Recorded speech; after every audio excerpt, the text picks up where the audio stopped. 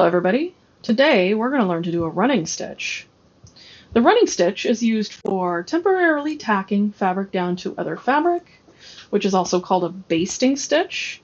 It's used for gathering, for quick fixes, and darning, and for some other stuff in sewing. It's generally the simplest stitch to learn, and it should be the first stitch that you learn when you're learning to hand sew. Now I've threaded my needle, which I'll show you in another video, but I want you to notice that the needle is threaded about halfway. So there's a short tail that's about 1/4 to 1/2 the length of the other tail. This thread is about 1 yard long. And there's a reason I'm doing this. Don't be tempted to double it, because it will tangle and it will make your life very frustrating. So I've made a mark with some chalk on my fabric, and that's just to make it a little easier. I used a piece of tailor's chalk and a ruler. This is tailor's chalk. If you want to mark your fabric, if you're just using a scrap fabric, you can mark it with anything you want, but if you're marking something that you need to be able to wear, you want to make sure that you mark it with something like chalk or fabric marking pens so that it washes off. So the first thing you'll notice is that when you hold your needle, when you're doing a running stitch, your needle is going to be pointed to the left if you're right-handed, and it's going to be moving to the left as well. So this stitch starts at the right and moves left, and your needle points in the direction that you were moving. This is an important thing to know, because there are stitches that are the opposite, where you start at the left and your needle is pointed to the left, but you actually move to the right. This one points the same direction that it moves.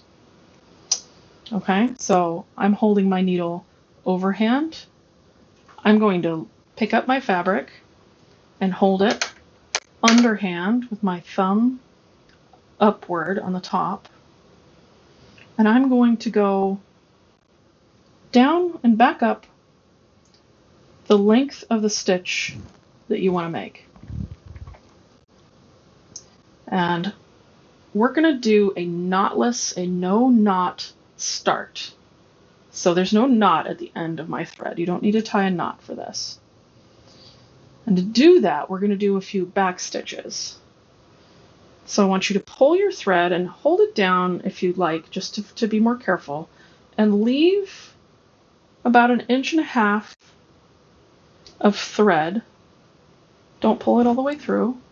And we're going to go back to through the same holes. This is called a back stitch. This is one variation. We're going to do 1,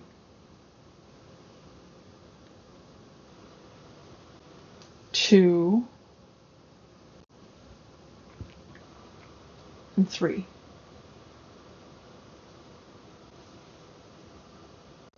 That secures your thread so that it doesn't come undone.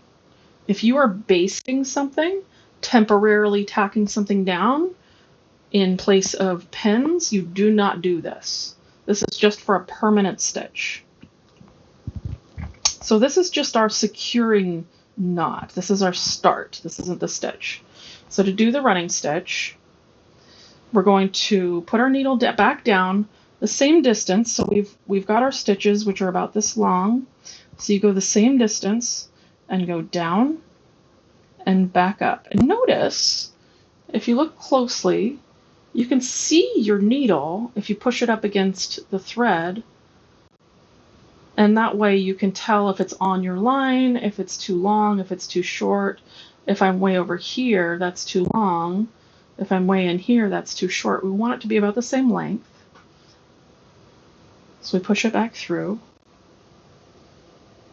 Now with this stitch, it's usually, unless you're darning, this stitch is usually not seen. So it doesn't have to be perfect. It's better to be on a straight line, but the stitches don't have to be perfectly even. That will just come with practice. So we're going to do that again. Go down and back up. Now the cool thing about a running stitch is it's very fast because you can do more than one stitch at a time. I usually do 3, so I'm going to go down, up, down, up, down, and up. I'm going to pull it through. And notice that it's buckling a little bit. That's called gathering. And if you're doing a regular stitch and you don't want to gather, you don't want that. So we're going to pull our fabric. If you end up with a gather, you don't want that. You can just pull your fabric taut, but you also want the seam nice and tight. So you don't want any loops. You don't want anything to look like that. You want it flush, tight against the fabric without buckling it. Now this fabric's kind of thick, so it's actually pretty easy to get it tight without buckling the fabric, but if you're using much thinner fabric, like that of a pillowcase or something, you're going to notice that it buckles a little bit easier, so just be aware of that. I'm going to keep going. I'm going to do 1, 2, and 3. Pull it through, stretch out your fabric, 1, 2, and 3. And now I'm going to finish my seam, my stitch, the same way as started, with some back stitches. So we go back to this previous one, right here where we entered before, come back up, we go 1, 2, and 3.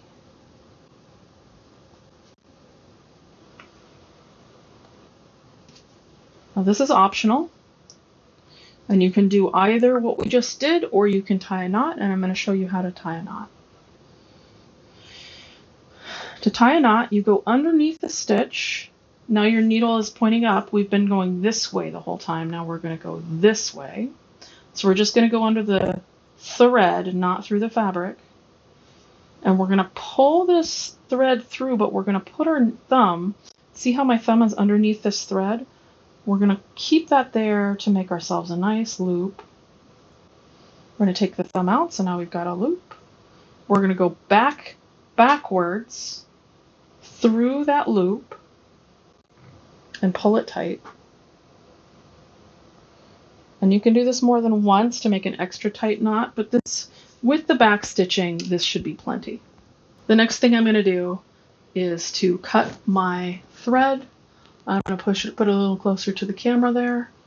I'm going to cut it about 1/8 of an inch on both sides. We're going to remove that as well.